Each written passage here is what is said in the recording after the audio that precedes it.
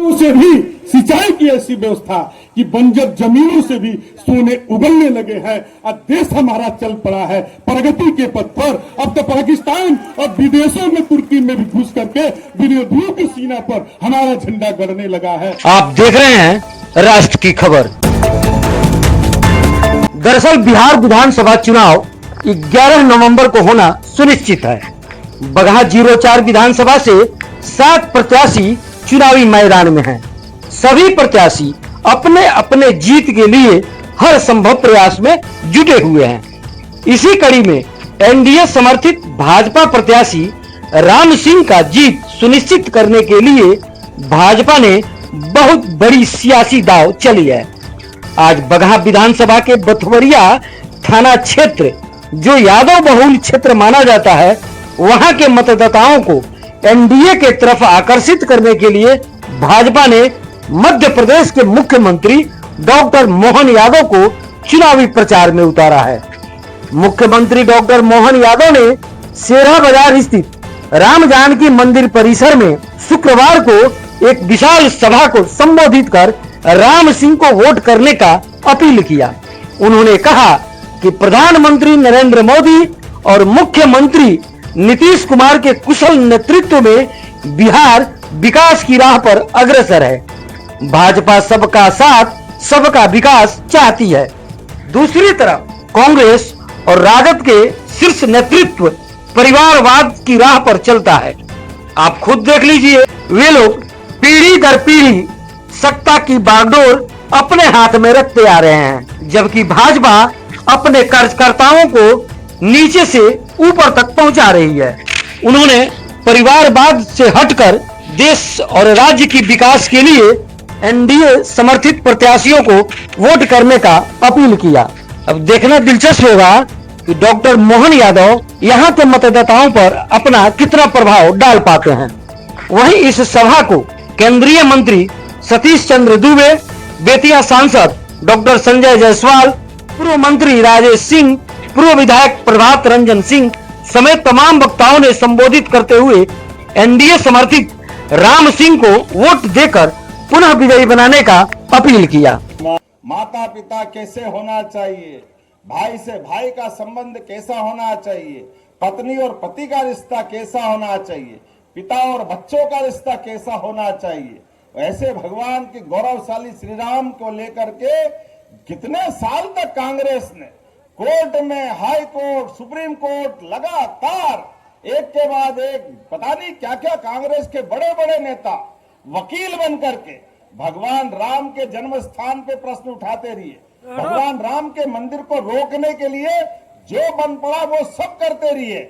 वो तो भला हो सुप्रीम कोर्ट का जोरदार अभिनंदन कर दे, और मोदी जी का, जिनके कारण से भगवान राम का सुखद फैसला भी आया और भगवान राम का अयोध्या के किनारे, जो अपना मां सरयू के किनारे अयोध्या नगरी में भगवान राम का जो आनंद आ रहा है, पूरा देश तो का पूरी दुनिया दिवाली मना रहा है। जोरदार अभिनंदन करें और एक बार बोले जय जय श्री राम।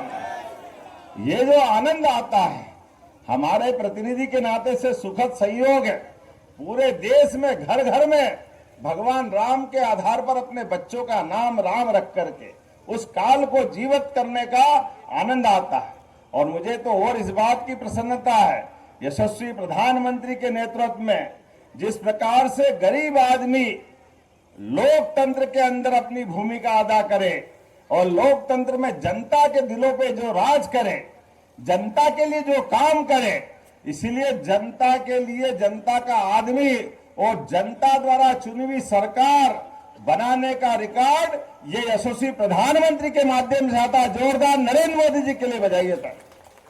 गरीब आदमी चाय बेचने वाले परिवार से निकल कर और देश के अंदर एक बार नहीं, दो बार नहीं, तीसरी बार दुनिया के सारे देशों के सामने हिंदुस्तान का मान बढ़ाने के लिए प्रधानमंत्री बनते। जोरदार अभिनंदन माननीय नरेंद्र मोदी जी के लिए। और गरीब आदमी जब प्रधानमंत्री बनता तो उसका परिणाम क्या आता है? 80 करोड़ लोगों के लिए खाने का अनाज। ये जो हमारे अपने मन में जो भाव होता है, हर आदमी जिसका मानव जन्म है उसके घर में 2 रोटी का प्रबंधन होना चाहिए। गरीब से गरीब आदमी को भी मकान मिलना चाहिए, घर में गैस का चूल्हा होना चाहिए। तो करने के लिए दिल का कलेजा भी चाहिए और घर की कठिनाई भी महसूस होना चाहिए। नरेंद्र मोदी जी ने सारे जीवन की तकलीफें भोगी है, इसलिए वो सारी बात बोलते बोलते और अपने अनुभव के आधार पर देश वालों के साथ तो व्यवहार करते ही करते हैं। और उससे बढ़कर भी एक परिवार, कांग्रेस, नेहरू जी, इंदिरा जी, राजीव गांधी जी, बाद में पीछे से सोनिया जी के आड़ में अब राहुल गांधी, एक ही खानदान के लोग क्यों सरकार में होना चाहिए? वही पार्टी के अध्यक्ष क्यों होना चाहिए? अरे कोई भी आदमी पार्टी का अध्यक्ष बन सकता है, कोई भी व्यक्ति को मौका मिलना चाहिए। एक तरफ ये कांग्रेस और उनके साथ वाले सारे दल, और एक तरफ भाजपा, जो मोदी जी कहते सबका साथ सबका विकास, इसका प्रमाण मैं खुद हूं। मेरे घर में कोई विधायक नहीं, कोई सांसद नहीं, कोई मंत्री नहीं, और मुख्यमंत्री का तो सवाल ही नहीं, केवल कृष्ण वंशज हूं और उठा के मुख्यमंत्री बनाकर इतने बड़े राज्य का जवाबदारी देते हैं। यह है मोदी जी का सबका साथ सबका विकास, सबका विश्वास और सबका प्रयास। मेरे साथ हो सकता, आपके साथ क्यों नहीं हो सकता? हर एक के साथ होना चाहिए। ये जो सबका साथ सबका विकास, वो सच्चे अर्थों में यही तो गणतंत्र है, यही तो जनतंत्र है। हर व्यक्ति के लिए मौका मिलना चाहिए, एक ही परिवार में क्यों लिमिटेड होना चाहिए? उसके बाहर आकर के हर एक के लिए। और ये आनंद कब आता है? जब भगवान राम की जय जयकार में कराता हूं। लेकिन आप अंदाज लगा लो, हमारी सरकार बनने के बाद हमने धूमधाम से जन्माष्टमी भी हर साल मनवा रहे हैं, खूब आनंद के साथ।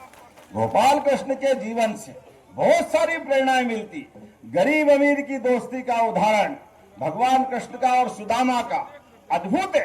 आज जातिवाद के लड़ते माहौल में हमको प्रेरणा देता है वो 5000 साल पुराना इतिहास। जब मैं आपसे बात करने के लिए आया हूं तो रिकॉर्ड देख रहा हूं। राम सिंह जी ने बताया स्कूल, सड़कें, कितने प्रकार के काम और गुंडा राज यहाँ बताया गया कि कांग्रेस के शासनकाल से पहले शासनकाल में कई लोगों के मर्डर होते थे। शाम पड़े लोग सूर्यास्त के पहले काम धंधे खत्म करके घर आना चाहते थे।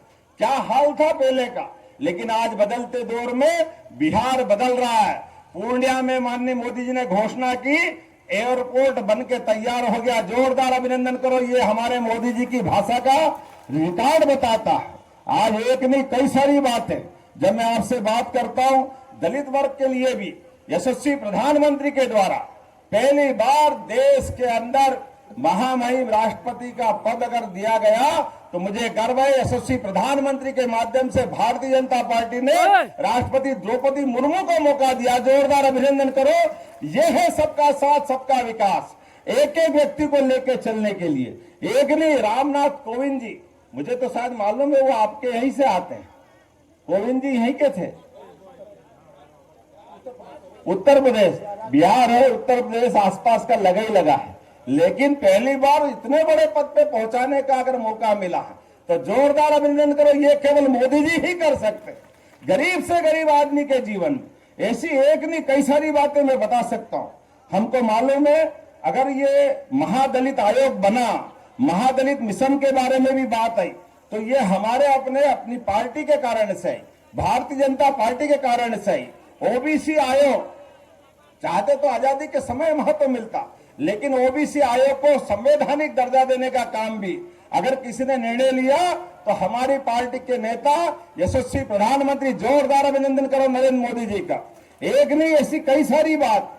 लेकिन दुर्भाग्य के साथ कहना पड़ेगा, कांग्रेस के लोग जब देखो तब उल्टी बात करते। अपने देश के अंदर भी देश के लोगों की इज्जत गिराने का काम करते और विदेश में जाके देश का अपमान करते। कितनी शर्म की बात। और तो और पहलगाम, हमको मालूम पुलवामा, एक बार नहीं दो बार नहीं, सेना अपने बीच में हमारे पूरे देश की महफूज करते हुए इस देश के लोकतंत्र को बचाती, देश के लोगों की रक्षा करती। और हमारे सैनिक अपने देश के अंदर हुए नरसंहार के खिलाफ आतंकवादी घटना के आधार पर पाकिस्तान में घुस के मारते हैं। और ये कांग्रेस के नेता शर्म आना चाहिए इनको, ये सबूत मांगते, डूब मरना चाहिए कांग्रेस के नेता राहुल गांधी जी को। अगर वो ये बात करते तो ये पूरे देश का अपमान करते। ये अपमान करने का अधिकार उनको नहीं। और अगर वो अपमान करते लोकतंत्र में तो ये हमारा चुनाव यही सही समय है इनके सारे हिसाब करने का। अगर आप गलत काम करते हो सारा देश खुली आंखों से देखता है और लोकतंत्र में फैसला करने की घड़ी अभी आती है जब चुनाव में वोट देने जाते हैं। कर लो जितना करना हो, जैसे करना हो, लेकिन आखिरकार जो करोगे वो भरोगे। यही समय है आपका। शिशुपाल ने गलती की, भगवान कृष्ण ने उंगली ऊपर की और उंगली ऊपर की, सुदर्शन चक्र घूमता हुआ आया और ऐसे के ऐसे उस सुदर्शन चक्र के बलबूते पर जैसे ही सुदर्शन चक्र ने अपना काम पूरा किया, धड़ाम से शिशुपाल का अंत हुआ। आज फिर हमको इन सारे नापाक गठबंधनों का अंत करना है, तो आपके हाथ में भी सुदर्शन चक्र आने वाला है वोट देने वाली तारीख के दिन। आपको भी केवल अपनी उंगली बचा के रखना है। उंगली बचा करके लोकतंत्र की रक्षा के लिए, प्रदेश के विकास के लिए, मोदी जी के नेतृत्व में भारत को मजबूत बनाने के लिए, एक बार फिर विकास के सुशासन को चलाने के लिए आइए हम सब मिलकर संकल्प करें कि निश्चित रूप से राम सिंह जी को भारी बहुमत से जिताएंगे। बोलो सब तैयार है?